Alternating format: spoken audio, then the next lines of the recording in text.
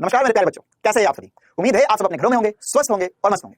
मैं शुभम पालीवाल, आपका अपना एसपी सर, फिर एक बार आपका स्वागत करता हूं बेटा डाउटनेट में। तो भैया डाउटनेट में भौतिक जगत में हम क्या पढ़ रहे थे? मात्रक और मापन। आज लेक्चर नंबर 5।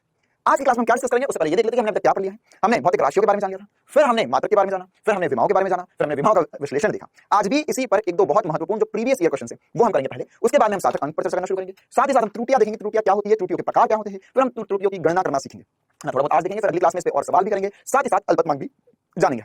चलिए बेटा क्लास शुरू करते हैं। आज हमको करना है विनीय विश्लेषण के अनुप्रयोग पर कुछ दो तीन महत्वपूर्ण उदाहरण, और उसके बाद में हम सार्थक अंक पर चर्चा करेंगे, त्रुटियां और त्रुटियों की गणना करेंगे। है ना, ये कुछ प्रीवियस ईयर सवाल है आपके लिए, है ना। इसी से शुरुआत करते हैं। हमने अभी तक जो देखा था, है ना, और ये जो सवाल है एआईपीएमटी मतलब नीट का ही एक रूप होता है बेटा, जो पहले होता था 2014 का सवाल है। क्या इस प्रकार का सवाल आ सकता है? बिल्कुल आ सकता है, बिल्कुल बेसिक सा बढ़िया सा मजेदार सा सवाल है। हमको ये पूछा हो जाता है इसमें कि अगर बल, वेग, समय को मूल मात्रक मान लिया जाए तो द्रव्यमान की विमाएं बताइए। ऐसा ही एक सवाल 2015 में भी आया था, जिसमें उसने ऊर्जा, वेग और समय को भौतिक मूलभूत राशि माना और पूछा कि समय की या किसी दूसरी भौतिक राशि की विमाएं पूछ सकते हैं। अब पहली बात तो ये क्या हो रहा है ये समझना होगा हमें। देखो बेटा, हमारे पास अभी जो भौतिक राशि है, ये जो मूलभूत राशि है, तो हमारी मूलभूत राशियों में जो तीन मूलभूत राशि जिसमें हम ज्यादातर सवाल करते हैं वो क्या है? द्रव्यमान, लंबाई और समय। तो ये तीन मूलभूत राशियां हैं, तीन मूलभूत राशियां हैं और इसी पर ही हम सारी बातें करते हैं। लेकिन अब क्या है? अब यहां पर हमें ये फोर्स, वेग और समय, ये तीन मूलभूत राशियां दी गई है। अब ये तीन मूलभूत राशियां दी गई है, तो क्या ऐसी कोई भी तीन मूलभूत राशि मान सकते हैं? नहीं बेटा, किसी को भी नहीं मान सकते, है ना। हमें वे तीन राशियों का मूलभूत मान सकते हैं जिनका आपस में कोई संबंध ना हो, है ना, आपस में कोई संबंध ना हो। जैसे बल का वेग पर कोई संबंध नहीं, बल का संवेग पर संबंध है, समय पर संबंध है, लेकिन डायरेक्ट संबंध ना हो। जैसे अगर मैं देखूं तो अगर घनत्व देखो, तो घनत्व है ना एक ऐसा फॉर्मूला ना हो जो तीनों को मिला रहा हो ना। जैसे अगर फॉर एग्जांपल मैं बात करूं घनत्व की, तो घनत्व होता है द्रव्यमान बटा आयतन। तो मैं घनत्व, द्रव्यमान और आयतन को मूलभूत नहीं मान सकता, है ना, इनको मूलभूत नहीं माना जा सकता, इनको मूलभूत नहीं मान सकते। या मैं बल, त्वरण और द्रव्यमान को मूलभूत नहीं मान सकता, क्यों? क्योंकि इनके बीच में ऑलरेडी एक संबंध है ना, तो इनको मूलभूत नहीं मान सकते। जिनके बीच में कोई संबंध है, मूलभूत राशि की परिभाषा क्या होती है? जो किसी दूसरी राशि पर निर्भर ना करे। तो यहाँ पर जो बल है तो त्वरण द्रव्यमान पर निर्भर करता है, तो इसे मूलभूत नहीं मानेंगे। इसी प्रकार से अगर मैं घनत्व की बात करूं तो घनत्व होता है द्रव्यमान का आयतन, तो ये भी मूलभूत नहीं मान सकते। तो क्या ये बात चमकती है कि किसको मूलभूत मान सकते, किसको मूलभूत नहीं मान सकते? ठीक है, तो अब वैसे ही हमने यहाँ पर हाँ ये भी सवाल आ सकता है एग्जाम में हमें ना, कि क्या निम्न में से तीन राशियों को मूलभूत माना जा सकता है? यहाँ पर लिख देते हैं द्रव्यमान, लंबाई और समय। ठीक है, तो इन्हें मूलभूत नहीं मान सकते। तो चाहो तो अपने स्टेटमेंट लिख लो कि वे तीन राशियां जिनके बीच में सीधा सूत्र है, उन तीनों को मूलभूत नहीं मान सकते, है ना, सीधा सूत्र हो। जैसे अगर एक एग्जांपल देखना तो देख सकते हो, कोई दिक्कत वाली बात नहीं है। वेग, विस्थापन और समय, वेग, विस्थापन और समय, इनको भी हम मूलभूत राशि नहीं मान सकते क्योंकि इनके बीच में सीधा संबंध यार, है ना, वो पहले एक दूसरे से रिलेटेड है। तो मूलभूत कैसे मान लो? मूलभूत मतलब कि इनका आपसी कोई संबंध ना हो और किसी दूसरे पर निर्भर ना कर रहे हैं। तो यहाँ पर क्या होगा? क्या बल वेग पर निर्भर करता नहीं, बल जो है वो त्वरण पर निर्भर करता है, द्रव्यमान पर निर्भर करता है, संवेग पर निर्भर करता है। ठीक है, तो सर ये तीनों को मूलभूत मान लिया। अब क्या करना होता है? अब हमें ये निकाल कर देना है उसे कि अगर ये तीन मूलभूत राशियां होंगी तो यहाँ पर द्रव्यमान की विमा क्या होगी, है ना, द्रव्यमान की विमा, लंबाई की विमा, समय की विमा, कोई भी विमा पूछ सकते हैं आपसे। तो इसकी विमा क्या होगी? तो कैसे करेंगे इसे? तो बेटा देखो, इसको करने का जो आम तरीका है, जो आम जिंदगी है वो क्या है? हमें पता करना है द्रव्यमान, हम इसको समानुपाती मान लेंगे। हमें नहीं पता, हमने माना बल की घात 1, वेग की घात b, p की घात c, समय की घात c। अब यहाँ पर हम सबकी विमाएं रख देंगे और एबीसी का मान निकाल लेंगे। तो आसानी से अगर सबकी विमाएं रखकर और एबीसी का मान निकाल लिया हमने तो बात बन जाएगी। तो यहाँ पर क्या होगा? यहाँ पर है द्रव्यमान की घात 1 है।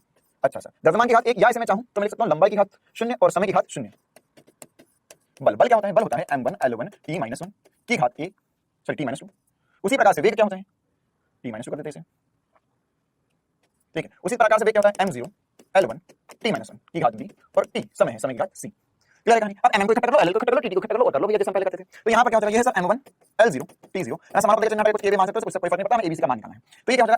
m की घात है a, ये b 0 हो गया और यहाँ पर भी नहीं है, तो बस m की घात a ही बचेगा। ध्यान से देखो, यहाँ पर ये m1 है, यहाँ पर m0 है और यहाँ पर भी m तो 0 है, m तो 0 हो गई होगा। तो यहाँ पर m की घात a है, l देखो l, तो ये l की घात a है, यहाँ पर l की घात b है, जोड़ दिया। क्यों जोड़ दिया? क्योंकि गुणा में थे। ऐसे ही t की घात, ऐसे सवाल करवाया है बेटा मैंने आपको ना, -2a -b + c।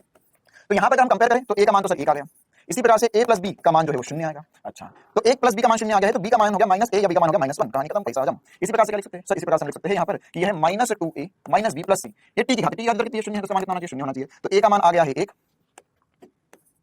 a का मान आ गया है 1, माइनस b का मान कितना है? -1 है। देखना भैया 2 माइनस हो गए, प्लस c का मान हमें निकालना है। तो यहाँ से क्या हो गया? यहाँ से हो गया -2 + 1 + c = 0। ठीक है, तो बेटा यहाँ पे -1 बन जाएगा, तो c का मान आ जाएगा 1। c का मान कितना आ गया? 1। तो यहाँ से हम लिख सकते हैं कि सर a का मान 1 है, b का मान -1 है, c का मान 1 है। तो हम लिख सकते हैं जो द्रव्यमान की विमाएं होंगी, द्रव्यमान की जो विमाएं होंगी, ये m का है द्रव्यमान है, तो द्रव्यमान की जो विमाएं होंगी वो क्या होंगी? f की घात 1, वेग की घात -1, समय की घात 1 या 1। तो f1 v -1 t1। तो fourth will be the correct answer. ये सवाल को करने का सबसे आम तरीका है, सबसे आसान तरीका है।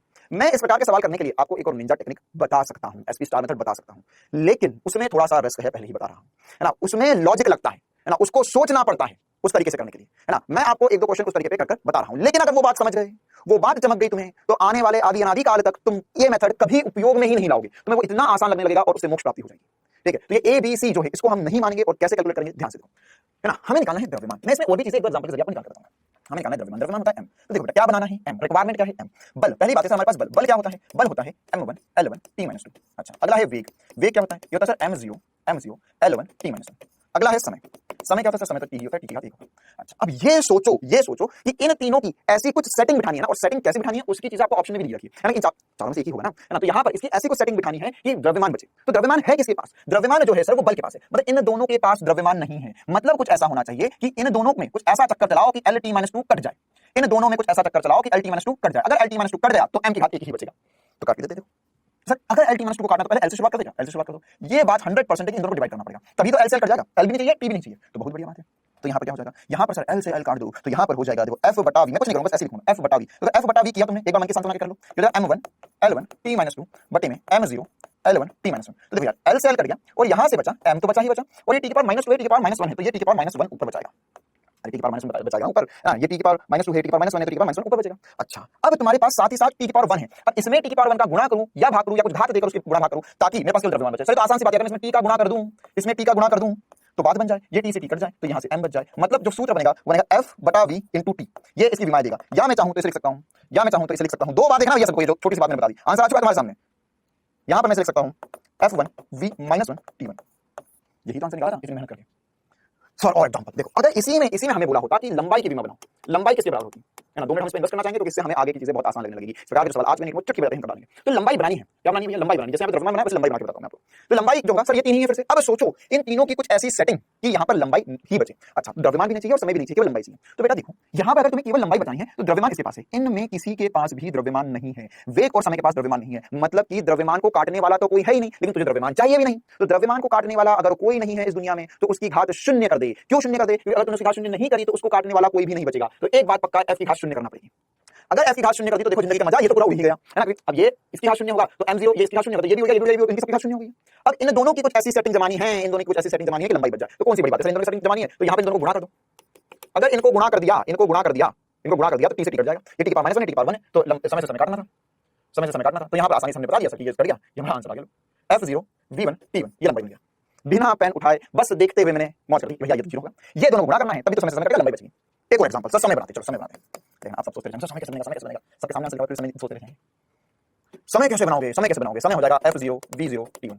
अरे मत सच में सोचने लग गया क्या समय को, अरे समय ये रहा है, इसके पास समय है तो समय बनाने में क्या, इनको 0 कर दो, ये समय बचेगा यहाँ पर बस। ठीक है, तो ऐसे हम कोई भी भौतिक राशि यहाँ से बना सकते हैं। ठीक है, हमको ऐसा बोल देगा कि यार इससे है ना तुम और कोई दूसरी नई भौतिक राशि बना के बताओ, कुछ बना के बताओ, संवेग बना के, कुछ नहीं, बस सेटिंग जमानी है और आंसर आ जाएगा तुम्हारा। इसी प्रकार के सेटिंग का एक और सवाल नीट 2017 का सवाल है ना। आपको बोला कि C G और E² बटा 4πε0 से बनने वाली एक भौतिक राशि की विमाएं वही है जो लंबाई की है ना। मतलब कि इन तीनों को कुछ ऐसा, मैं तो सॉल्व नहीं करूंगा क्योंकि देख अब अगर तूने इसको सॉल्व कर दिया ना, या अगर ABC के चक्कर में पड़ गया तो जिंदगी यहीं रह जाएगी, है ना, ठहर जाएगा जीवन तुम्हारा। क्यों, क्योंकि ये E है, E के पहले E की विमाएं पता करना पड़ेगी, फिर G की विमाएं पता करना पड़ेगी, फिर C की विमाएं पता करना पड़ेगी, फिर ε0 की विमाएं पता करना पड़ेगी, और इन सबको मिलाकर कुछ ऐसी सेटिंग जमानी पड़ेगी कि लंबाई बन जाए। तो उसकी घात A, उसकी घात B, उसकी घात C, बहुत बड़ा सवाल बनेगा। लेकिन हमको पता है कि सर इन 4 में से एक सही है, इन 4 में से एक जरूर सही है। अब लंबाई बचानी है तुम्हें, लंबाई बनानी है, तो देखो कैसे कर सकते हो। C क्या है, C क्या है, C प्रकाश का वेग मतलब वेग है। तो एक बार मैं यहाँ पर लिख देता हूँ, C है वेग, C क्या है वेग, वेग मतलब होगा यह, है ना, वेग मतलब क्या होगा, ये लंबाई बटा, मैं मान सकता हूँ लंबाई बटा समय होगा। अरे वेग मतलब लंबाई बटा समय होगा ना। अच्छा सर ये G का क्या करोगे, अब देखो मैं G को कुछ ऐसे सेट करूंगा कि बात बन जाए। G की तुम चाहो विमीय सूत्र याद है, मैं दूसरे तरीके से सिखाना चाह रहा हूँ आपको। अगर आपको विमीय सूत्र याद है तो फिर तो बहुत ही बढ़िया बात है, विमीय सूत्र याद है तो इससे अच्छा कुछ नहीं है ना। लेकिन सर सारे के विमीय सूत्र पर बैठेंगे, कुछ ना कुछ जुगाड़ बैठानी पड़ेगी। तो G कैसे बैठाएंगे, तो देखो G की विमीय सूत्र नहीं पता, लेकिन मुझे पता है कि G के लिए एक फॉर्मूला F बराबर ना, G को कैसे करेंगे, G के लिए हमने एक फॉर्मूला पढ़ रखा है F बराबर G m1 m2 बटा r²। तो जो G है सर, G को हम लिख सकते हैं, G को लिख सकते हैं हम F इंटू r² बटा m1 m2, लिख सकते हैं ना, ऐसा ही तो लिखोगे। तो ये क्या है वास्तव में, ये है सर द्रव्यमान गुणा त्वरण। क्या है, द्रव्यमान गुणा त्वरण। बल मतलब क्या होता है, द्रव्यमान गुणा त्वरण होता है। ठीक है, अच्छा ये r² हो या m1 m2 है, ये इसके लिए कुछ सोच सकते हो क्या, इसके लिए ये क्या है, ये वास्तविकता में ये भी बल बनाएगा, ये भी क्या बनाएगा, बल बनाएगा। तो ये बल होगा, ये विद्युत बल होगा। तो बल हमें पता है F बराबर K मतलब 1/4πε0 इनटू, यह सवाल इसलिए करवा रहा हूं क्योंकि मैंने थोड़ा बार भी पढ़ा दिया है ना, तो हमारे सवाल ज्यादा आसानी से हो रहे हैं। तो ये हो जाएगा E² Q1 Q2 होता है तो हमने E² लिख दिया, r²। ठीक है, तो E² बटा 4πε0 है F इंटू r²,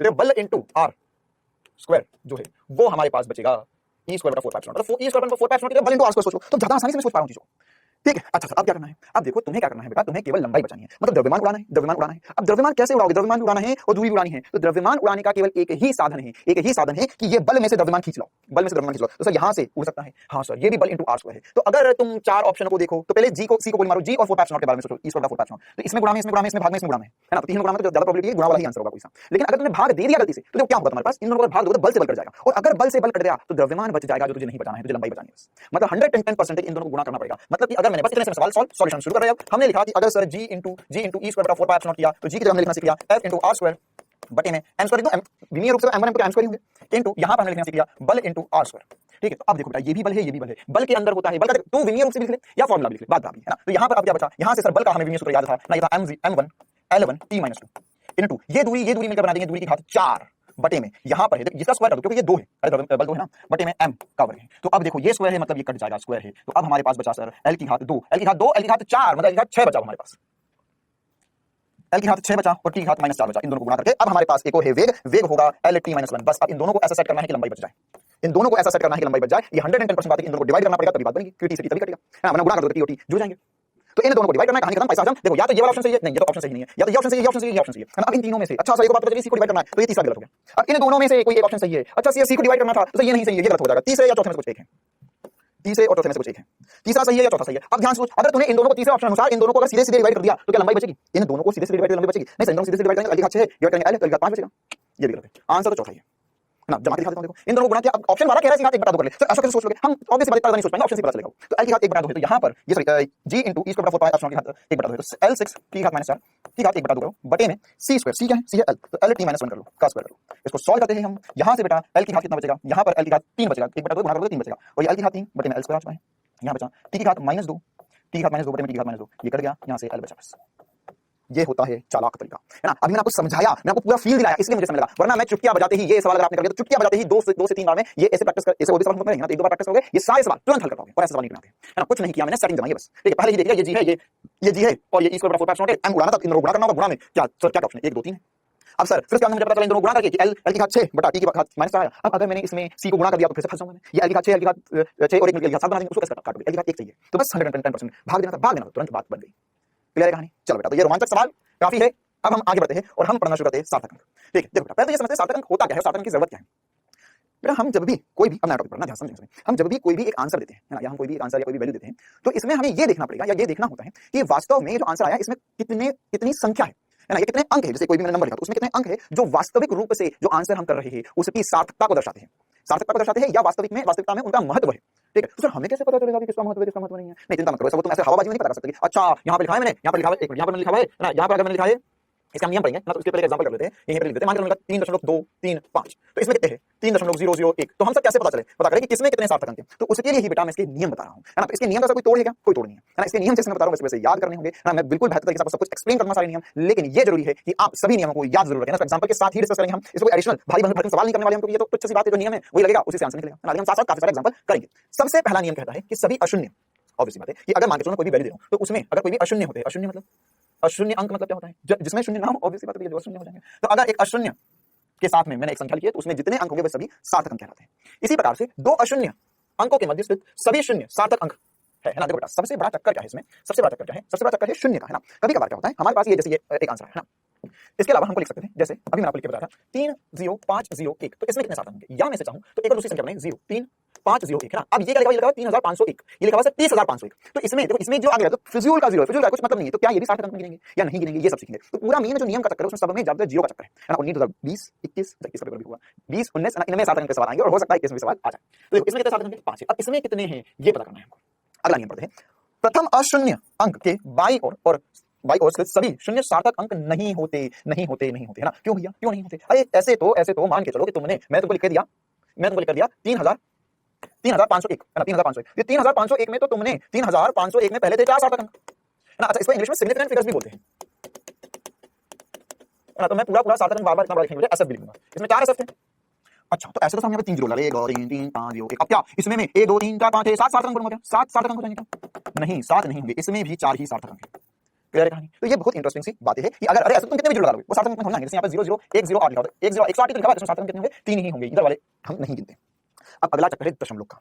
दी गई संख्या एक से छोटी हो तो है ना, एक से छोटी हो उसका बहुत चक्कर है, दशमलव में हो तो वहां पर बिंदु के दाएं ओर के शून्य जो प्रथम अशून्य संख्या से बाई ओर है, मतलब देखो ये क्या है इसका स्टेटमेंट, दाएं बाएं मतलब यहाँ पर बिंदु और पहली जो संख्या है उसके बीच में अगर मान के चलो तुमने 0 लिख दिए ना, इसलिए 0.01 तो वे सार्थक अंक नहीं होते, वे सार्थक अंक नहीं होते, ध्यान रखना। जैसे आपने लिखा है 0.00238, इसमें 4 ही सार्थक अंक होंगे, हमने लिखा 0.001501 तो इसमें इनको हम सार्थक अंक नहीं मानेंगे, इनको सार्थक अंक नहीं मानेंगे। इसमें कितने सार्थक अंक होंगे, इसमें 4 ही सार्थक अंक होंगे। एक मिलाकर एग्जांपल लेते हैं ना, उसके पहले और भी नियम पढ़ लेते हैं, फिर एक बड़ा सा एग्जांपल लेंगे जिसमें दशमलव दशमलव 00 सब काउंट होगा। ठीक है, ये ध्यान रखना इंपॉर्टेंट, इधर वालों को सार्थक में नहीं गिनना है। इसी प्रकार से किसी संख्या में दशमलव बिंदु के बिना अनुगामी शून्य सार्थक अंक नहीं होते है ना। जैसे यहाँ पर देखो, अगर मान के चलो दशमलव मैंने लगाया या सॉरी दशमलव मैंने नहीं लगाया है ना, और उसमें मैंने लिखा 0 1 0 1 0 0 में सार्थक अंक कितने होते हैं, तो देखो इसको तो हमने पहले ही भगा दिया दुनिया से, तू तो आगे लगा तू तो निकल ले है ना। और ये जो पीछे वाले दो है इनको भी हम सार्थक अंक नहीं लेते, तो इसमें सार्थक अंक जो होंगे वो केवल 3 ही होंगे है ना। जैसे यहाँ पर एक एग्जांपल करते हैं हम, मान के चलो लिखा 0 1 5 3 8 0 2 सॉरी 1 0 0 0 0 तो इसमें कितने सार्थक अंक है, तो यहाँ पर इसको भी नहीं लेना है, इन 4 को भी नहीं लेना है, यही मेरे साथ बीच में फंसा हुआ 0। देख पहले तो हम बिना दशमलव वाली चीजों पे गौर फरमा लेते हैं, दशमलव पे एक बार मैं आपको समझाऊंगा। अगर एक संख्या लिखी है तो बीच में अगर अशून्य है तो वही सार्थक होंगे, बीच में 0 फंस गया बिल्कुल बड़ी बात, इधर वालों 0 का कोई काम नहीं है, तो वे सब कोई सार्थक अंक नहीं आएंगे, तो इसमें सार्थक अंक जो हो जाएंगे 1 2 3 4 5 6 हो जाएंगे। इसी प्रकार से जब किसी संख्या को चीरघाती के रूप में प्रदर्शित किया जाता है तब चीरघातिक संख्या का सार्थक अंक की संख्या पर कोई प्रभाव नहीं पड़ता। अब देखो इसका मतलब क्या हुआ, जैसे सर हमने लिखा है 12.3 तो 12.3 को हम ऐसा लिख सकते हैं ना 1.23 गुणा 10 0.123 10 की घात 2 0.0123 10 की घात 3 123 10 की घात -1। तो ऐसे तो हम कुछ भी लिखते जाए, गुणा भाग करते जाए, तो उसमें हमको ये याद रखना है कि जो ओरिजिनल था उसमें जितनी सार्थक अंक थे उतने ही होंगे है ना। अब हम यहाँ पे 10 की घात को नहीं गिनने वाले, उससे बातें नहीं करने वाले हैं। देखो इसी प्रकार से हम और नियम पढ़ते हैं ना, और इस पर एक दो सवाल भी कर लेते हैं पहले है ना, हम एक दो और नियम पढ़ेंगे, फिर उससे पहले यहाँ पे एक दो सवाल। जैसे मान के चलो मैंने यहाँ पे लिखा हुआ है 0.0 अच्छा दशमलव से पहले एक दो नॉर्मल वाली करवा देता हूँ, उसमें करवा दिया प्रैक्टिस, वैसे इससे ज्यादा कुछ नहीं आएगा बेटा ना। 0 5 3 2 1 0 0 1 0 0 बताओ कितने सार्थक अंक है, ये नहीं गिनने का, ये भी नहीं गिनने का, 1 2 3 4 5 6 7 7, इसमें 7 सार्थक अंक है। ठीक है, अच्छा 0.0001 2 3 में कितने सार्थक अंक है, तो सर ये को सार्थक अंक नहीं गिनने का, तो इसमें 3 सार्थक अंक है।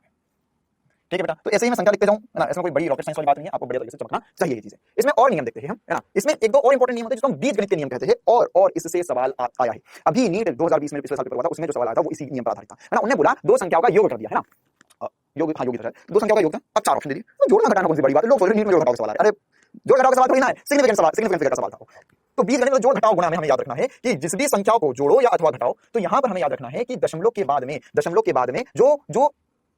में जो न्यूनतम सार्थक अंक वाली संख्या उतने ही सार्थक अंक हमारे आंसर में भी होने चाहिए। तो संख्याओं के जोड़ने तथा घटाने से प्राप्त अंतिम परिमाण में दशमलव के बाद उतने ही सार्थक अंक रखना, ध्यान रखना दशमलव के बाद उतने ही रखना है, उसके पहले से मतलब नहीं है, पॉइंट के बाद में उतने ही सार्थक अंक रखने चाहिए जितने जोड़ी या घटाई जाने वाली राशि में दशमलव के बाद कम से कम हो। सबसे ज्यादा इंपॉर्टेंट बात कम से कम वाले का रखना है ना, कम से कम हो तो वही रखना होंगे, काला आ जाता है बार-बार, कम से कम हो। इसी प्रकार से अगर गुणा करे या भाग दे, प्राप्त परिमाण में केवल उतने ही सार्थक अंक होने चाहिए जितने सबसे कम सार्थक अंक वाले मूल संख्या में हो, है ना, मतलब कि न्यूनतम सार्थक अंक होने चाहिए। जैसे मान के चलो तुम्हारे पास दो संख्या, उनका जोड़ करो, घटाव करो, है ना, या भाग दो या गुणा करो, हमेशा न्यूनतम सार्थक अंक वाली संख्या के बराबर अंक हमें रखने होंगे ना। जैसे एग्जांपल में पहले जोड़ घटाव कर लेते हैं, तो ये 12.587 माइनस 12.5, तो देखो दशमलव के बाद में एक ही सार्थक अंक आना चाहिए, तो हमारा आंसर कितना आता है देखते हैं। ये समझा 0.087, ये हमारा आंसर है, लेकिन हमें दशमलव के बाद क्या चाहिए, दशमलव के बाद में एक ही अंक चाहिए, तो हम यहाँ पे आंसर करेंगे, इसमें हम राउंड ऑफ करेंगे। राउंड ऑफ मतलब क्या होता है कि अब यहाँ पर हम ये जो 7 है, 7 से हम संख्या कम करते जाएंगे ना, ये संख्या को हटाना है। तो अगर ध्यान सुनना, इसका नियम क्या होता है, अगर ये वाली संख्या 5 या 5 से बड़ी हो तो यहाँ पर एक जोड़ देना है, अगर 5 या 5 से छोटी थी तो एक नहीं जोड़ते, जैसा भी करते हैं हम 0.09 हो जाएगा, अभी एक जोड़ दिया। अगर यहाँ पे 0.083 होता तो इसको मैं राउंड ऑफ करता तो ये लिखता मैं 0.08 ही लिखता, क्योंकि ये जो संख्या है वो 5 से कम है। क्लियर है? अच्छा, और राउंड ऑफ करना पड़ेगा क्योंकि हमें एक अंक तक आना है, तो यहाँ पर 0.1 है ना, 9 में से 9 था तो एक जोड़ दिया तो 0.1 हमारा आंसर आ गया। क्लियर है कहानी बेटा? ऐसे ही जब भी जोड़ घटाव करेंगे तो न्यूनतम दशमलव में न्यूनतम संख्या होनी चाहिए, सार्थक अंक होने चाहिए, जो न्यूनतम जब प्रारंभिक संख्या थी जितना न्यूनतम होगा उतने ही सार्थक अंक हमें रखने होंगे। इसी प्रकार से संख्याओं के गुणा अथवा भाग करने से प्राप्त परिमाण में केवल उतने ही सार्थक अंक होने चाहिए जितने न्यूनतम में होना, तो गुणा वाला भी नहीं होने पड़ा। ये 2.8 2.4 है और 3.65 है, तो इनको जब हम गुणा करेंगे तो न्यूनतम इसके पास कितने हैं, 2 है, तो 8.8 इसका आंसर आएगा, है ना। आंसर हो सकता है भले ज्यादा हो, लेकिन हमें 2 ही सार्थक अंक में लेकर आना है उसे। क्लियर है बेटा? चलो, तो सार्थक अंक को लेकर काफी इंपॉर्टेंट सी महत्वपूर्ण सी बात है। अब हम आगे बढ़ते हैं और भी इंपॉर्टेंट बात की तरफ। चलो बेटा, अब हम बात करना शुरू करते हैं त्रुटियों पर, ना एक इंपॉर्टेंट टॉपिक। सार्थक अंक वैसे नहीं हमें पता होना चाहिए, इससे छोटे सवाल आते हैं ना, सारे नियम मैंने आपको बता दिया है। इसके अलावा त्रुटियां क्या होती है, अब हमारे लिए एक इंपॉर्टेंट सा टॉपिक है। देखो बेटा, क्या होता है कि जब भी हम कोई भी चीज मापते हैं ना, किसी भी चीज का जब मापन होता है तो हमारे पास अलग अलग प्रकार की त्रुटियां हो सकती है। मतलब सर जैसे मान के चलो हमने यहाँ पर इस पेन की लंबाई मापी, तो ये हो सकता है कि जब हम लंबाई माप रहे थे तो हमारा स्केल टूटा हो, है ना, स्केल टूटा हो सकता है, या ऐसा भी हो सकता है, स्केल ठीक है, ऐसा हो सकता है कि तुमने जो देखा उसमें कुछ गड़बड़ कर दिया, तुमने गलत माप ले लिया हो, या इसके अलावा ऐसा भी हो सकता है कि सर हमने तो सही देखा लेकिन लिखते वक्त गलत कर दिया। तो इस प्रकार से अनेक त्रुटियां हो सकती है।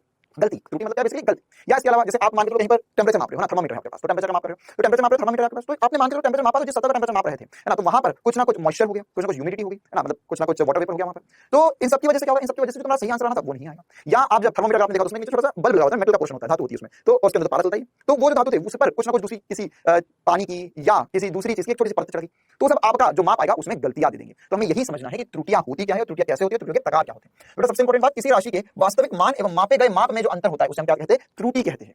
क्लियर है बात बेटा, क्या कहेंगे, त्रुटि कहेंगे। तो यहाँ पर हमने जो मापा और वास्तविक मान क्या था, तो अनेक प्रकार से हम त्रुटियां कर सकते हैं, लेकिन यहाँ पर त्रुटि की परिभाषा क्या है वो समझना हमारे लिए जरूरी है। ठीक है, तो हम आगे बढ़ते हैं, हम समझते हैं त्रुटियां प्रकार क्या होते हैं, या हम त्रुटियां कैसे कैसे कर सकते हैं। हमको ये समझ में आ गया त्रुटि होगी, हाँ गलती होगी भैया माफ कर दो। तो अब यहाँ पर त्रुटि कैसे कैसे हो सकती है, तो इसमें जो सबसे पहले प्रकार की त्रुटि बेटा उसे हम बोलते हैं क्रमबद्ध त्रुटि। अब क्रमबद्ध त्रुटि मतलब क्या होता है, सिस्टमैटिक कंट्रोलेबल एरर्स। मतलब क्या होता है कि ये वो गलतियां हैं जिन्हें आप सुधार सकते हो, है ना। हाँ भैया, जीवन की हर गलती को नहीं सुधार सकते, कुछ गलतियों को सुधारा जा सकता है। तो यहाँ पर क्रमबद्ध त्रुटि वे त्रुटि होती है जिनका कारण ज्ञात होता है, अगर आपको पता चल जाए कि भैया गलती क्यों हुई है तो आप उसे सुधार सकते हो, है ना। जैसे आपको पता भैया हमने सब पढ़ाई में गलती कर दी, समय बर्बाद कर दिया, ग्यारहवीं बर्बाद कर दी, या सर अभी जो पुराना समय था हमने बर्बाद कर दिया, तो अब ये जो नया समय है ना, वो हम कैसे करें या कैसे उसमें ज्यादा बेहतर करें। तो इसके लिए क्या होगा, इसके लिए मतलब हमें पता है कि हमने भैया गलती कर दी है, तो त्रुटि का कारण हमें पता है, तो हमें त्रुटि का कारण पता है, त्रुटि का कारण पता है, तो हम यहाँ पर इस त्रुटि को दूर भी कर सकते हैं। और ये जो त्रुटि होगी हम क्रमबद्ध त्रुटि कहते हैं। ये त्रुटि धनात्मक भी हो सकती है और ऋणात्मक भी हो सकती है, हो सकता है कि ज्यादा वैल्यू में आप लोग, कम भी आप लोग, कोई फर्क नहीं पड़ता। कारण ज्ञात होने के कारण इसे न्यूनतम किया जा सकता है ना, मतलब कम से कम हम कर सकते हैं। जैसे थर्मामीटर से जब पता चला आंसर गलत आ गया, अच्छा मतलब बल्ब शायद साफ ना हो उसका, है ना, बल्ब क्या होता है, नीचे वाला पोर्शन होता है ना, जो वास्तव में तापमान मापता है उसको बल्ब कहते हैं, तो उसको हमने साफ कर लिया। या हमें पता चला कि सर हाँ हमने ऐसा रखा था, इसलिए हम गलत एंगल से देख रहे, तो हमने सीधे ऊपर से देख लिया, हाँ अब ये त्रुटि न्यूनतम हो गई या दूर हो गई त्रुटि। अब इसको भी हम तीन भागों में तोड़ सकते हैं, है ना। इसकी भी तीन प्रकार हो सकते हैं। जैसे सबसे पहले कौन सी त्रुटि चल रही है, पहली त्रुटि चल रही है जिसको हम वास्तव में ठीक कर सकते हैं, न्यूनतम कर सकते हैं। उन त्रुटि के भी हम तीन भाग कर सकते हैं। सबसे पहली या तो उपकरणीय त्रुटि हो, मतलब कि आप जो इंस्ट्रूमेंट यूज कर रहे हो उसमें कुछ ना कुछ दोष हो। ये त्रुटियां थ्योरेटिकल सा टॉपिक है, थोड़ी देर फिर हम हमारे जाएंगे इसमें। किसी उपकरण की अपूर्ण आकृति या दोषयुक्त बनावट या मापन उपकरण के गलत उपयोग के कारण उत्पन्न होती है ना। मतलब जैसे क्या हुआ भैया, आपको पता ही नहीं कि उसको उपयोग कैसे करना है, उस उपकरण को चलाना कैसे है, आपने बना दिया, आपने कर दिया गलत, है ना। या मान लो उपकरण ही गलत हो, है ना, तो यहाँ पर उपकरण की अपूर्ण आकृति मतलब कि पूरा ना हो सकता है, इसके बीच में टूटा हो, जैसे टूटा हो वैसा टूटा हो, तो उसके कारण कुछ दोष आया, है ना। या दोषयुक्त बनावट बनाने में ही गलती कर दी ना, उसने 1 सेंटीमीटर जो था उसको और पास ले लिया, वास्तविक 1 सेंटीमीटर से छोटा सेंटीमीटर उसका, तो ये सब गलतियां जो होगी, है ना, तो यह हमारी उपकरणीय त्रुटि कहलाएगी। फिर इनको अत्यधिक यथार्थ उपकरण का प्रयोग करके कम किया जा सकता है। ठीक है, इनको क्या किया जा सकता है भैया, मतलब कि अगर हम बढ़िया इंस्ट्रूमेंट यूज करें या अगर हमने कोई गड़बड़ कर दी है तो उसको एक बढ़िया दूसरा इंस्ट्रूमेंट यूज कर या मापक यंत्र यूज कर कम कर सकते हैं। ऐसे ही इसमें क्रमबद्ध त्रुटि में दूसरी प्रकार की त्रुटि होती है, इसको वातावरणिक त्रुटि कहते हैं। मतलब कि वातावरण ने कुछ गड़बड़ कर दिया, जैसे ताप बदल दिया, दाब बदल दिया, आर्द्रता बदल दी, धूल आ गई, कंपन आ गया, चुंबकीय विद्युत क्षेत्र में परिवर्तन हो गया, है ना। अलग चीजें मापे, मान लो गलवे में से तुम धारा मापे तो उसके आसपास और कोई चुंबकीय क्षेत्र बन गया या कोई दूसरा विद्युत क्षेत्र बन गया, तो वो ज्यादा हिलेगा, धारा नहीं जाएगी, फिर भी हिले जा रहा है वो। मतलब ये सब कैसे है भैया, ये सब क्रमबद्ध त्रुटि है जो हम आसानी से दूर कर सकते हैं। हमको पता है भैया धारा नहीं जाने से क्यों आ रही है, ओहो ये चुंबक किसने रख दिया यहाँ पर, हटाओ इसे, बस। तो ये ऐसे हम दूर कर सकते हैं, है ना। या इसके अलावा धूल घुस गई, है ना, धूल घुस गई वहां पर, या मान के चलो तुम इस टेबल पे एक्सपेरिमेंट कर रहे हो, तुम्हारा दिमाग खराब है, ये टेबल धक्का लगा तो टेबल हिल रही है, टेबल में कंपन आ रहा है, या कहीं दूसरी मशीन चल रही है उसकी वजह से टेबल हिल रही है तो उसमें कंपन आ रहा है, तो उसकी वजह से भी गैल्वेनोमीटर गलत रीडिंग दे सकता है। ठीक है, या धूल वगैरह आ गई कहीं पर तो उसकी वजह से नुकसान होगा ही। तो ये दूसरे प्रकार की क्रमबद्ध त्रुटि होती है जो किसकी वजह से हुई, एनवायरमेंट की वजह से, वातावरण की वजह से हुई। अब उसके अलावा प्रेक्षणात्मक त्रुटि मतलब क्या होता है, प्रेक्षणात्मक मतलब प्रेक्षक जो था उसने गलती कर दी, है ना, मतलब तुमने मूर्खता कर दी। यहाँ पर इस प्रकार की त्रुटि उपकरण को अनुपयुक्त तरीके से देखने या प्रेक्षण में असावधानी रखने के कारण उत्पन्न होती है। मतलब क्या होगा, देखो भाई तुम देख रहे थे, तुम अब यार अगर मान के चलो यहाँ पर एकदम थोड़ी सी बात करते हैं, यहाँ पर एक स्केल बनाते हैं और बीच में पानी भरा हुआ है, तो कैसे देखोगे, या आग को यहाँ पर रखकर देखोगे, आग को सामने रखकर देखोगे, या आग को ऐसा रखकर देखोगे, तो ऑब्वियस बात है सामने रखकर देखेंगे तो सही आंसर आएगा। इधर से कुछ और ही दिखाई देगा, इधर से कुछ और ही दिखाई देगा, तो कहां से देख रहे हो उस बात पर निर्भर कर रही है। ठीक है, प्रेक्षक ने गलती कर दी, है ना। या तुमने स्केल से लाइन खींची, मैं इधर से देख लूं, इधर से देखो तो गलती दिखाई देगी, तो ज्यादा लाइन खींच जाएगी। ठीक है, तो आपको सीधे हमेशा देखना होता है, या जहां से भी प्रेक्षण लो तो वो जगह बिल्कुल सटीक होनी चाहिए जिससे सही आप सही माप ले पाओ।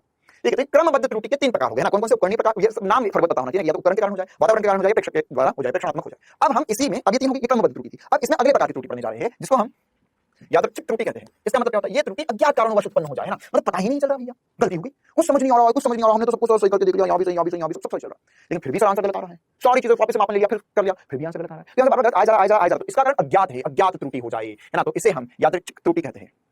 अगली प्रकार की त्रुटि, है ना, अब क्या होता है, अब सलक त्रुटि होती है ना, सलक त्रुटि क्या होता है, इस प्रकार की त्रुटि प्रेक्षण की यंत्र के मापन को पढ़ने, गणना करने या उसे लिखने में असावधानी के कारण जो त्रुटि हो जाती है उसे हम सलक त्रुटि कहते हैं, सकल त्रुटि कहते हैं। तो सकल त्रुटि क्या है कि मान के चलो सर हमने देखा, हाँ सर या तो देखने में गलत कर दी तो प्रेक्षणात्मक त्रुटि होगी बिल्कुल, लेकिन तुमने देखा भी सही, मन में भी सही है, लेकिन तुम कॉपी पे लिखने गए, तुमने लिख दिया 5.3 लिखना था 5.8 लिख दिया, भूल गए वहां लिखते, तो ये कैसी गलती है ना, ये सकल त्रुटि हो गई। तो इस प्रकार की त्रुटि, जैसे उदाहरण के लिए किसी उपकरण को बिना व्यवस्थित किए तुमने पाठ्यांक ले लिया, रीडिंग ले ली, उसकी पाठ्यांक मतलब रीडिंग, मतलब उसकी वैल्यू माप ली तुमने, ना, तुमने देखा ही नहीं, तुमको समझ नहीं आ रहा है ना, तुमको पता ही नहीं कि एमीटर को सीरीज में लगाना, वोल्टमीटर को पैरेलल में लगाना है, तुमने वोल्टमीटर को जहां लगा दिया, एमीटर को जहां लगा दिया, तुमने आंसर निकाल लिया। तो ऐसा करोगे गलत ही आएगा, है ना। फिर आवश्यक सावधानी ना रखते हुए पाठ्यांक ले लेना, है ना। आवश्यक सावधानी, तुमको पता था कि भाई तार को जब हम जोड़ते हैं तो उसको थोड़ा साफ कर लेना चाहिए, है ना। जब भी स्कूल में एक्सपेरिमेंट करो तो जो तार लगाते हैं ना मीटर वोल्टमीटर से या प्रतिरोध से या बैटरी से, जो भी तार जोड़ते हैं थोड़ा साफ कर लेते ताकि उन पर कोई कार्बन वार्बन जमा हो या कोई दूसरी चीज जमी हो तो वो साफ हो जाए। तुमने बोला हम तो कुछ भी लगा देंगे, तो कुछ भी लगाओ तो आंसर गलत ही आएगा बेटा। मतलब ये सब प्रकार की जो त्रुटि होती है ये सकल त्रुटि कहलाती है। तो ये त्रुटि के इंपॉर्टेंट प्रकार थे, ये सबको पता होना चाहिए। सबसे ज्यादा इंपॉर्टेंट 3 प्रकार है ना। तो उसमें सबसे पहला क्या था, सबसे पहला जो हमने पढ़ा उसमें क्रमबद्ध त्रुटि है ना। क्रमबद्ध त्रुटि में 3 प्रकार, फिर उसके बाद में यादृच्छिक त्रुटि और सकल त्रुटि, है ना। तो ये 3 प्रकार की त्रुटि है जो आपको पता होना चाहिए। अब हम ये सब समझते हैं कि त्रुटियों का निरूपण कैसे किया जाता है। निरूपण मतलब क्या है, निरूपण मतलब क्या होता है कि यार अब ये त्रुटि पता चली मुझे, हाँ भाई ये है गलती, कर दी गलती, अब क्या करना है, हो गई गलती यार, हो गई गलत आंसर आ गया। तो अब ये जो गलत आंसर आया है इसे मैं चिन्हित कैसे करूंगा, निरूपण मतलब प्रदर्शित कैसे करूंगा, रिप्रेजेंट कैसे करूंगा कि हाँ ये कितना गलत आया है या ये गलती किस प्रकार की गलती है, प्रकार तो पता चल गया, अच्छा ये कितना वास्तविक मान से अलग है वगैरह वगैरह छोटी-छोटी बातें। ठीक है, तो हम इसे कैसे पता करेंगे, तो इसका निरूपण देखते हैं। तो इसमें निरूपण में भी बेटा हम अलग-अलग प्रकार से निरूपित कर सकते हैं। निरूपण मतलब रिप्रेजेंटेशन,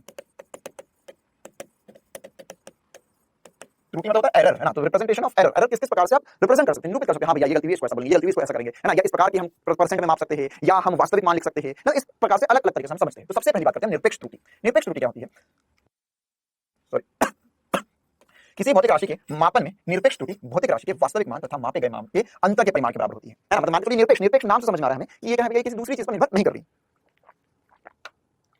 ये अपने आप में ठीक है, अपने आप में ठीक कहने का मतलब क्या हुआ कि भाई तुम्हारा जो आंसर आया था और वास्तविक जो आंसर था उसमें जो अंतर होगा उसे हम क्या बोलते हैं, निरपेक्ष त्रुटि कहते हैं। इस निरपेक्ष त्रुटि को हम डेल्टा से चिन्हित करेंगे। किससे चिन्हित करेंगे, डेल्टा से। तो हमने डेल्टा ए लिखा, डेल्टा ए लिखा तो ये क्या हो जाएगा, ये हो जाएगा सर निरपेक्ष त्रुटि का जो सूत्र बना सकते हैं हम, वो बना सकते हैं वास्तविक मान जो मापा गया मान था, सॉरी जो सही आंसर था, मतलब वास्तविक माप और मापा गया मान, इन दोनों में जो आंसर होगा, जो डिफरेंस होगा, अंतर होगा, वही हमारा निरपेक्ष त्रुटि कहलाएगा। निरपेक्ष त्रुटि ऋणात्मक भी हो सकती है, धनात्मक भी हो सकती है ना, पॉजिटिव भी हो सकता है, नेगेटिव भी हो सकता है। इस पर हम एग्जांपल करते हैं। उससे पहले यहाँ पर हम एग्जांपल करने से पहले सारी प्रकार की त्रुटि आपको समझा देता हूँ। फिर उसके बाद में माध्य निरपेक्ष त्रुटि। माध्य निरपेक्ष त्रुटि मतलब अब जितनी आपके पास त्रुटियां आई है ना, जैसे मान लो तुमने एक से ज्यादा प्रेक्षक किया या एक से ज्यादा प्रेक्षण लिए तुमने, एक से ज्यादा ऑब्जर्वेशन लिए तुमने, तो वहां पर यह किसी राशि के मापन में प्राप्त सभी प्रेक्षणों की निरपेक्ष त्रुटियों के परिमाण का समांतर माध्य होती है। मतलब क्या हुआ सर इसका, इसका मतलब ये हुआ बेटा कि अगर मान के चलो मैंने 4, 5, 6 और 10 ऑब्जर्वेशन ली, है ना, फिर सब में कुछ ना कुछ त्रुटि आई होगी। तो सब में कुछ ना कुछ त्रुटि आई होगी, तो इनका जो एवरेज होता है, एवरेज ना सवाल पूछेगा, आपको ऑब्जर्वेशन देगा, बोले बताओ भैया माध्य निरपेक्ष त्रुटि क्या है या निरपेक्ष त्रुटि क्या है। तो ये होती है हमारी माध्य निरपेक्ष त्रुटि, जो हम इसका माध्य लेकर पता करते हैं। ठीक है, हम इसे डेल्टा ए के पर बार लगा देंगे, से प्रदर्शित करते हैं। ठीक है, अब हम यहाँ पे एग्जांपल लेते हैं बेटा, है ना। जैसे हम एग्जांपल से शुरुआत करते हैं कि यहाँ पर मान के चलो मैंने बोला कि मेरे कुछ ऑब्जर्वेशन है, ऑब्जर्वेशंस मतलब कुछ प्रेक्षण लिए थे। तो यहाँ पर जैसे हमने यहाँ पे बोला कि यहाँ पर सभी प्रेक्षणों द्वारा प्राप्त होना तुझे अब एक से ज्यादा प्रेक्षण लेना पड़ेगा या तो एक ही ले तो उसका भी हम समाधान करेंगे। हमने एक से ज्यादा प्रेक्षण लिए, जैसे मान के चलो मेरे पास ये पेन है तो इसकी लंबाई पता करनी है। तो अब मेरे को नहीं पता वास्तविक लंबाई क्या है, मेरे को नहीं पता वास्तविक लंबाई क्या है। तो मैंने कहा चलो भैया स्केल की लंबाई माप के बताओ। तो अलग-अलग बच्चे हैं, चलो सर मापते हैं मापते हैं मापते हैं। तो मेरे पास 5 बच्चे हैं, है ना, 5 से हम कर लेते हैं ताकि ज्यादा आसानी से हम फील ले पाए कि करना क्या वास्तव में। बस 5 बच्चे 5 प्रेक्षण हुआ। तो पहले वाले का प्रेक्षण मैं A1 बोलूंगा, दूसरे वाले का A2 बोलूंगा, तीसरे वाले का A3 बोलूंगा, चौथे वाले का A4 बोलूंगा, पांचवे वाले का A5 बोलूंगा। सर क्या यही बोलना जरूरी नहीं, तेरी जो इच्छा वो बोल ले, है ना। A1 A2 A3 A4 A5 अपना नाम ले लो, अपने 5 बच्चों के नाम ले लो, 5 दोस्तों के नाम ले लो, चिंटू, मुन्नी, बबीता, चुन्नू और मुन्नू। ये 5 बच्चे हैं हमारी क्लास में। तो इन 5 के आंसर स्लिप पता चले हमें। अब पहला चिंटू जो था ना, चिंटू, मुन्नी, बबीता, चुन्नू, मुन्नू, हाँ, चुन्नू मुन्नू जुड़वा भाई है, और चिंटू और मुन्नी की कहानी तो हम आपको आगे सुनाएंगे जब हम पढ़ेंगे चुन्नू और मुन्नू जुड़वा भाई है। मुन्नी और चिंटू जो है ना, मुन्नी और चिंटू जो है, ये दोनों की कहानी अब आगे जब हम मैकेनिक्स पढ़ेंगे उसमें मैं तुम्हें सुनाऊंगा। और बबीता जी का चक्कर तो अलग ही है, वो आगे चल के पता चलेगा। पहले चिंटू, मुन्नी, बबीता, चुन्नू, मुन्नू की कहानी। तो यहाँ पे चिंटू जो है, चिंटू को आंसर आया वाला मापा मैंने 4.98 सेंटीमीटर। मुन्नी नाप लाई 5.01 सेंटीमीटर, मुन्नी मैंने बोला नहीं मेरा आंसर सही है। बबीता माप लाई, बबीता जी का आया 5 सेंटीमीटर। चुन्नू का आंसर आया 4.99 सेंटीमीटर। और उसके बाद में मुन्नू का आंसर आया 4.99, मुन्नू का आंसर 5.02 सेंटीमीटर। अब मुझे नहीं पता सही आंसर क्या है, अब मुझे निरपेक्ष त्रुटि ज्ञात करनी है, हर एक ने कितनी गड़बड़ कर दी। तो सर अगर आपको निरपेक्ष त्रुटि ज्ञात करनी है, आपको ये पता करना है कि हर एक का आंसर कितना है, तो आपको तो सही आंसर भी नहीं पता। हाँ कैसे करूंगा मैं, सही आंसर भी नहीं पता मुझे। तो मैं क्या करूंगा, यहाँ पर अगर हमें वास्तविक मान ना पता हो, देखिए निरपेक्ष त्रुटि निकालने के लिए करना पड़ेगा वास्तविक मान माइनस मापा गया मान। तो यहाँ पर निरपेक्ष त्रुटि ज्ञात करने के लिए अगर वास्तविक मान ना पता हो तो वास्तविक मान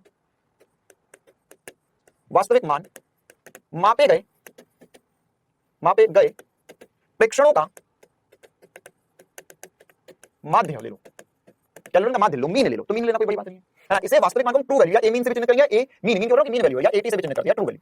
इसके लिए हम क्या करेंगे, अभी मैं जनरल फॉर्मूला लिख रहा हूं, a1 + a2 + a3 + a4 plus an बटा n, है ना। जितने हो उन सबका मीन ले लो, माध्य ले लो, तो वो तुम्हें वास्तविक मान देगा अगर नहीं पता हो तो। वैसे आगे जो हम सवाल करेंगे उसमें 100 या 99% सवालों में दिया रहेगा, लेकिन नहीं पता बाय चांस, है ना, ऐसा कुछ दे दिया तो क्या करेंगे, ऐसा कर लेंगे सर इन सबका मीन निकालेंगे, सही आंसर मुझे पता ही नहीं दिया हो तो बहुत बढ़िया बात है। अच्छा अब इसके अलावा अगर मैं इनका मीन निकालूं, है ना, मीन निकालूं या इनका जो वास्तविक मान था वो निकालूं, मीन बोल सकते हैं, ट्रू वैल्यू बोल सकते हैं, ट्रू वैल्यू मतलब वास्तविक मान बोल सकते हैं, या माध्य माप बोल सकते हैं।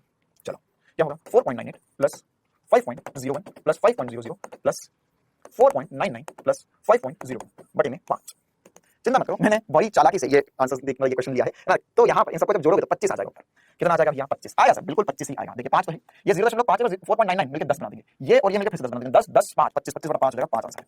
मतलब जो वास्तविक मान मेरे को लेकर सॉल्व करना है वो 5 है। अब यहाँ तो बबीता जी की किस्मत चमक गई कि उनका जो आंसर है वही वास्तविक मान आ गया, लेकिन ऐसा हमेशा हो जरूरी नहीं है ना, हो सकता है हमारा वास्तविक मान जो है वो पांचों ना निकाल पाए हो, पांचों का नहीं आ रहा, कोई दिक्कत नहीं है ना। अब हम इसमें निरपेक्ष त्रुटि याद करते हैं। सबसे पहली बात हमको निरपेक्ष त्रुटि याद करनी है।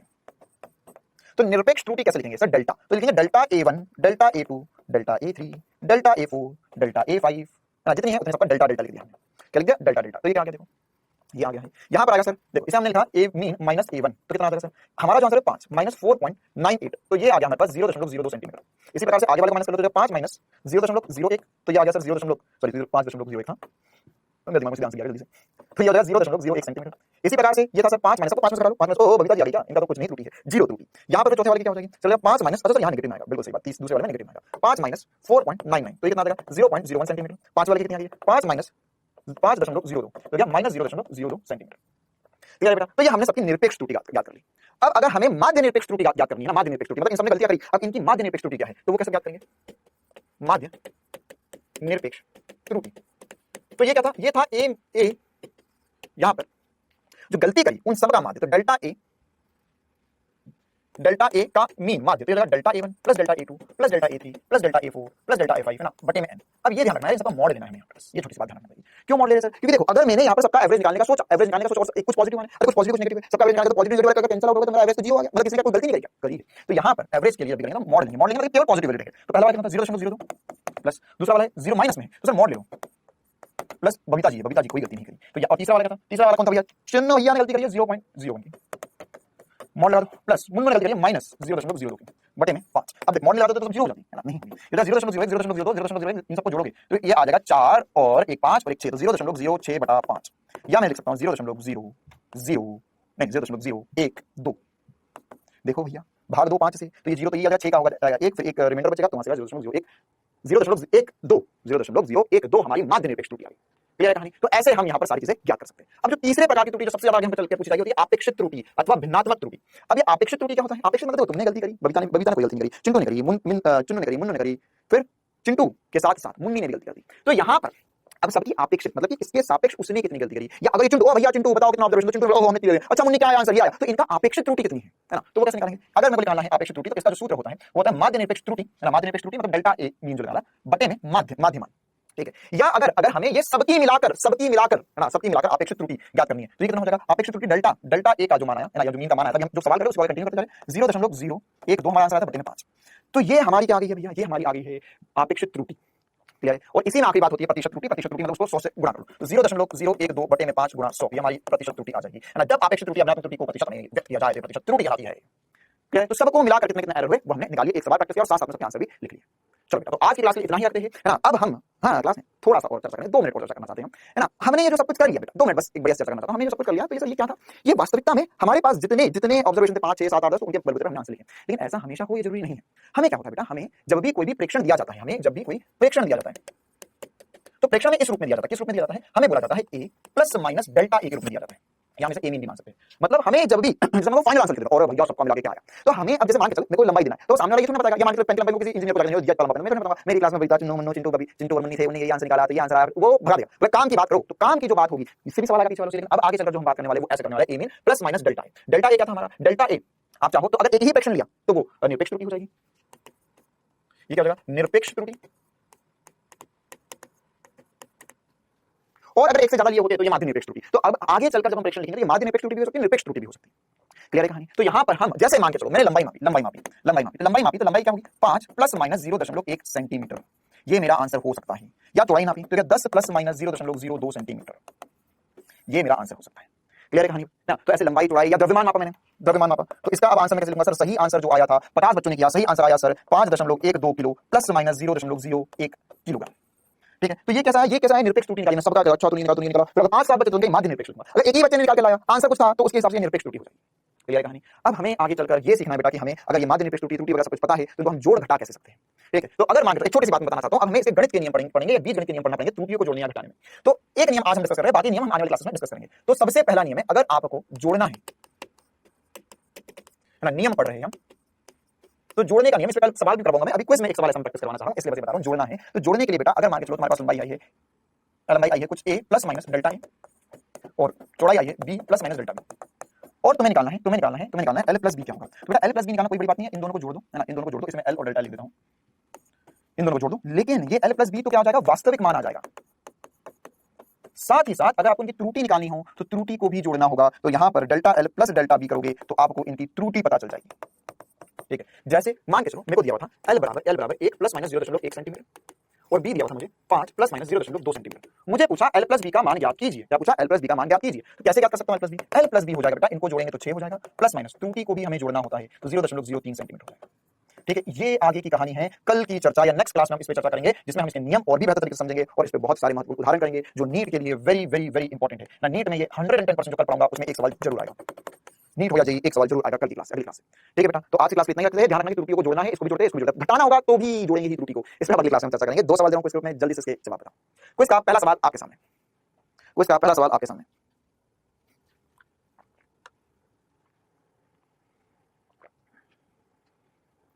आसान सवाल है, जो ट्रिक बताई उससे सॉल्व करने की कोशिश करो, या तो फिर डायरेक्ट भी कर सकते हो। हिंट के लिए मैं दे देता हूं कि पृष्ठ तनाव जो होता है बेटा, पृष्ठ तनाव की जो विमाएं होती है वो बल बटा लंबाई होती है, m1 l0 t-2 पृष्ठ तनाव की विमाएं होती हैं।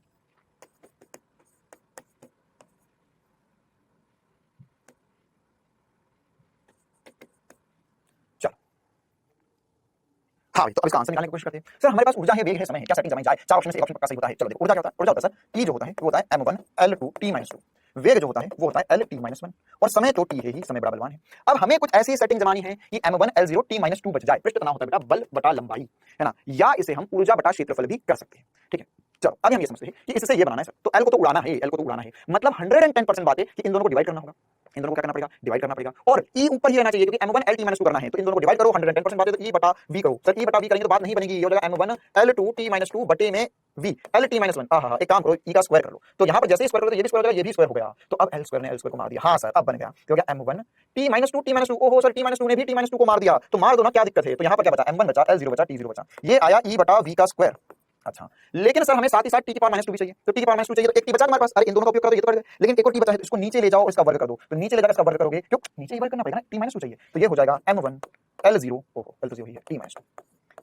ये इसका सही जवाब आएगा, ये एनर्जी की घात माइनस एनर्जी की घात 1, वेग की घात -2, टी की घात -2, एकदम चुटकी बजाते हमने आंसर निकाल दिया। हमने इसकी सेटिंग जमाई, ई था, ई बटा वी का वर्ग करा, क्योंकि हमको एल नहीं चाहिए, है ना। बल बटा लंबाई जो होता है वह पृष्ठ तनाव की परिभाषा होती है। ठीक है, अभी क्या होता है पृष्ठ तनाव, ये ध्यान नहीं है, छोड़ो आगे बढ़ेंगे। अगला सवाल हमको बोला है कि यहाँ पर हमको बोला है कि बाह्य और आंतरिक त्रिज्या आपको खोखले बेलन की दी गई है, दीवार की मोटाई बताना। याद रखना जो त्रुटि होती है वो हमेशा जुड़ती है, त्रुटि हमेशा जुड़ती है, मोटाई बतानी, भले ही दोनों को घटाओ लेकिन उसकी जो निरपेक्ष त्रुटि है उसे जोड़ना ही होगा। आंसर बताओ, हिंट दे दिया मैंने। चलो टाइम अप, आसान सी बात है, इन दोनों को सबसे पहले तो सर मोटाई बतानी है, आंतरिक त्रिज्या अंदर वाली त्रिज्या और बाहर वाली त्रिज्या दी है, ये आंतरिक त्रिज्या ये बाह्य त्रिज्या, इन दोनों को घटाओगे तो मोटाई आ जाएगी, तो मोटाई क्या होगी, मोटाई जो लिखेंगे सर हम यहाँ से लिख सकते हैं, इन दोनों को घटा दो तो 4.23 माइनस 3.89, इन दोनों को घटाएंगे तो कितना आएगा, सो इन दोनों को घटाएंगे तो यहाँ पर कितना आ गया, ओहो कितना आ गया सर, यहाँ पर आ जाएगा 9 और मतलब 3 और 1 4 और उसके बाद में यहाँ पर आ जाएगा 3 0.34, तो सर 0.34 वाला तो ऑप्शन में है क्या, है ना, 0.34 वाला, हाँ सर 0.34 ऑप्शन में है, लेकिन 0.0 आएगा, 0.02 आएगा। मैंने क्या बोला, त्रुटि को हमेशा जोड़ना है, त्रुटि को हमेशा जोड़ना है, तो त्रुटि कैसे निकलेगी, यहाँ से त्रुटि निकलेगी, दोनों को जोड़ दो, इसकी त्रुटि कितनी है 0.01, इसकी त्रुटि कितनी है 0.01, त्रुटि होगी 0.02। याद रखना जो गलती होती है वो कभी घट नहीं सकती है ना, गलतियां कम थोड़ी होती, गलतियां बढ़ती ही जाती है। ठीक है बेटा, चलो इस पर ही हम और क्या क्वेश्चन करेंगे आने वाली क्लासेस में, त्रुटि की गणना पर बहुत इंपॉर्टेंट से उदाहरण करेंगे, साथ हम आज हमने पढ़ लिया 7 तक अंक, और साथ ही साथ हमने ये भी देखा कि विभिन्न विश्लेषण के अनुप्रयोग में 2-3 महत्वपूर्ण उदाहरण कैसे करते हैं सेटिंग जमाना से। तो आज की क्लास में इतना ही रखते बेटा, होमवर्क हमारे आपको ऐप में मिल जाएगा, मिलते हैं कल की क्लास में जिसमें हम त्रुटियों की गणना पर और उदाहरण करेंगे और अल्पतमांक पढ़ेंगे। क्लियर बेटा, चलो तो आज क्लास में इतना ही, मिलते हैं अगली क्लास में, तब तक के लिए वैसे पढ़ते रहो, स्वस्थ रहो, मस्त रहो, थैंक यू।